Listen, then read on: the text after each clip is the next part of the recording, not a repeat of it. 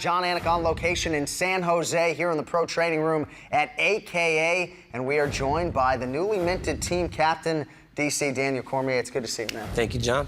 So you got to multitask a lot: children, fiance, television work, training camp. Is it more challenging for you, the physical toll, getting in here 2-3 times a day, or just the mental toll of dealing with all the extracurricular stuff, knowing that Jon Jones is your opponent? Which is tougher for you? You know what, man, honestly, I think it's more mental. Like, the mental part of it is very taxing, you know, because my mind doesn't stop. It never turns off, John. You know, when we go to sleep, it's like we're supposed to, your mind's at ease. When you can get great sleep, mine doesn't. What that tells me, though, is that this is everything to me. This fight is everything.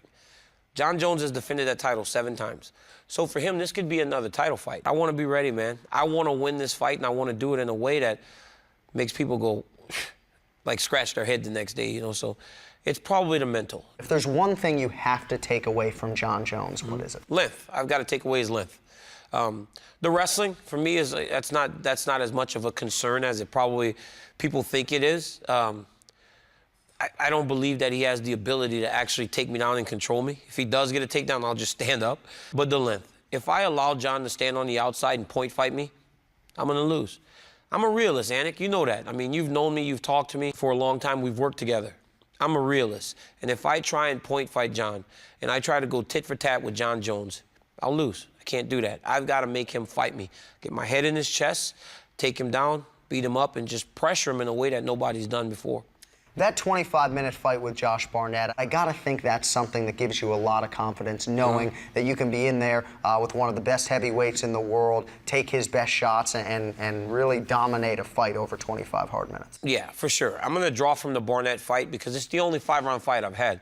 I've watched Jon Jones actually get better in 5-round fights as he's going on. Yeah. First, against Rashad, he looked tired going into the later rounds. He doesn't do that anymore. But for me, personally, I have to draw back on the only experience that I have. That night that I won that championship, May 19th, 2012, Josh Barnett, the toughest, most gritty, durable guy that I've ever been in with. Josh Barnett actually made me come of age in terms of being a fighter. Is this, though, as emotionally invested as you've ever been before competition? You know what? It is, leading into the fight. Now, John, when we go into the cage, it'll be off. But right now, I'm invested. But it didn't start at the MGM Grand. It didn't start when Jon and I got into that brawl. This started in 2010 when Jon Jones and I first came into contact. And he made it a point, as he said, he was just trying to start up a new friendship, to actually insult me in the one thing that I had at that time, and that was wrestling. I'm not being sensitive. It was my thing. He didn't know me. He could have found better ways to make a friendship. He didn't. So essentially, he gave me bulletin board material 4 years ago. And eventually, we're going to get to actually get in the cage and finish it out. When you fight Patrick Cummins as a -1600 favorite, I don't know that there's a bigger pressure spot than that. Now, granted, Vegas has given you respect as far as the betting line is concerned, but there's really not any pressure on you other than the internal pressure, correct?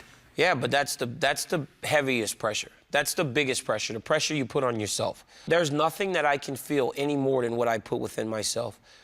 Can I go in there and just let loose because I'm fighting Jon Jones? Yeah. But am I going to go in there and put myself at risk for anything to happen? No. I'm going to go and fight the way that I always do. I'm going to go in there and dominate in the way that I always do. I haven't lost a round in the fight. I haven't lost a fight. Right. I don't intend to start now. You have more than earned this opportunity. I know it's a long time coming. Daniel Cormier fights Jon Jones at UFC 182 on January 3rd. I trust you'll be watching on pay-per-view. The newly minted captain, DC, here at his stomping grounds at AKA. Daniel, thank you, my man. Thanks, John.